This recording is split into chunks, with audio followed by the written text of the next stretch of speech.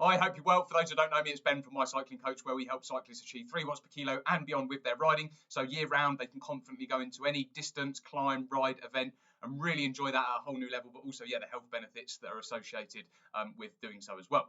Today's video then, what I wanted to talk to you about, very topical this time of year now, coming into the festive season. There's obviously a lot more temptations out there in terms of maybe overindulging slightly on the calorie side of things, and a type of riding that you can really use now and implement over the next 3 weeks or so to help really, manage any weight management, but also body composition. So should we say going into January, there's not maybe as much work to do in the new year in terms of, any weight loss targets or body composition goals that you may have for any things that you have planned for next year. So this is really looking at fasted riding. So what is fasted riding itself?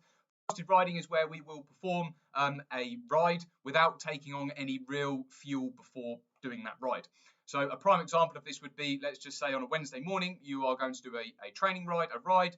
You will eat what will be maybe your normal evening meal on the Tuesday evening, in a real basic example, and you will wake up in the morning and won't have any breakfast or anything there. You may just have, cup of, black coffee or just some water there, just moving straight into your hydration, jump on the bike and won't really use any fueling to perform that ride.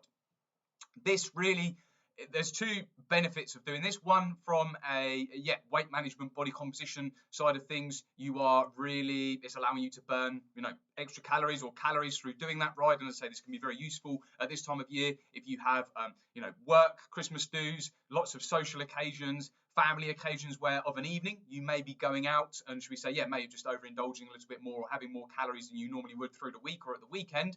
Then doing that fasted ride can really help burn those calories off straight away the next day and get you back into maybe a neutral calorie balance or potentially even a calorie deficit, and that will allow you to manage your weight through the period.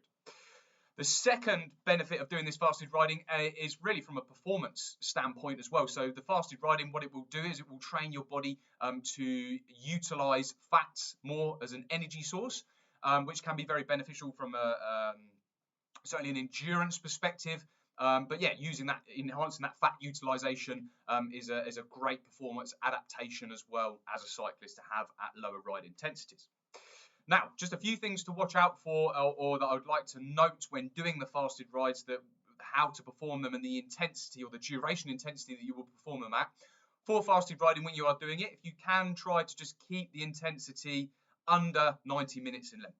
And this is really, this is very sort of, basic literature or looking at the research here. The body can really store up to 90 minutes of carbohydrate before needing to refuel, so it can store that in the muscle and liver glycogen. So anything over that duration, if you start doing fasted rides, and there are people out there that do it, but I would say just initially using it for what we're speaking about today, if you can try to keep the ride under 90 minutes in length, then this is going to avoid any adverse effects with that, because what can potentially happen is if you start to fast for longer than the 90 minutes, then you can actually really get off the bike in that sort of starvation mode. This, from a weight loss perspective, can actually be even more detrimental, because you may find you're so hungry actually from then not eating from the evening prior, but then doing the ride, that you will actually start then just eating more calories, and the fasted ride itself, actually the benefits of that can then have a detrimental effect. So for the ride, the duration, if you can keep it at 90 minutes max, depending on your time availability, you could do a 20-minute fasted ride, you can do half an hour, hour and 15 minutes, hour and 20, or an hour and a half, depending on the time availability you have. But as I say, there's going to be some great benefits there. You're burning some calories and that fasted approach. Coming on to the intensity side of things, and this is also a really important piece as well. So the intensity of this fasted ride itself, what I really would like you to try and focus on, or try not to go too much over your sort of top end zone 2. I mean, tempo potentially can be a little bit there, but as we start to come up into that tempo zone, threshold zone, there's a lot more contribution from the anaerobic energy system. So you're burning through those 90 minutes of carbohydrates a lot quicker. Or if you are, I would say try not to potentially go into a threshold session or a VO2 max session in that fasted state, as really you want to be fueling during those rides so you can ensure that you have got the energy available to hit those higher target powers and intensities. So any fasted riding, a safe bet to go with is like 75% of your FTP is like the upper ceiling that you want to be trying to stay under when doing the fasted riding. And another reason for this as well, with doing that lower intensity type of ride, you will then also really enhance those adaptations that I was mentioning earlier with that fat utilization and in training your body to utilize fats more at those lower exercise intensities has great performance benefits, certainly from an endurance side of things, as when you are doing longer rides, so you are going over that 90 minutes in length, whether it's a 100-miler that could be, or you're doing 5, 6, 7, 8 hours in the saddle. Yes, you will be fueling on those rides, but it just means that the amount of carbohydrate that your body is really burning through every 90 minutes is maybe a little bit lower, and this can then have some performance adaptations and benefits from that as well. So yeah, duration, try to keep it under 90 minutes in length. Top end ceiling with the intensity of the fasted ride that you're doing, try to keep it under 75% of your FTP. And I say from that, you will get those two benefits. You'll be burning through some calories with that fasted approach, but also you'll really be enhancing your body's ability to utilize those fats, which, at this time of year, as I say, great benefit. You can add this in, 2-3 times a week, early in the morning. One thing just on the timing of where you perform the rides, the best time to do this is early in the morning, as again, if we go back to our example that we were using earlier, where if we've had our evening meal on the Tuesday evening, ideally we want to be performing the fasted ride on the Wednesday morning, whether that be first thing in the morning, like 5, 6 o'clock in the morning, you may have to do this, or just before lunchtime, really. If you can try and get it done then, that's the best time to perform it.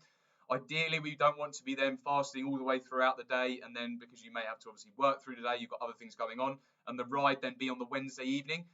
I would try to avoid doing it this way, just because obviously you will be out on your feet all day, or you'll be at work, and trying to fast all the way through that period then may then have a detrimental effect on your energy levels, concentration, just in your general day-to-day activities. So if you can get the fasted ride done in the morning, that is the best time to perform it. It might be then your higher intensity sessions that you may have in your program through the week. If you have to do those in the evening, you can do those in the evening. That's absolutely fine, because you then actually can fuel for those with more carbohydrate, or ensure that your fueling is where it needs to be from lunchtime onwards to go and do any high intensity sessions.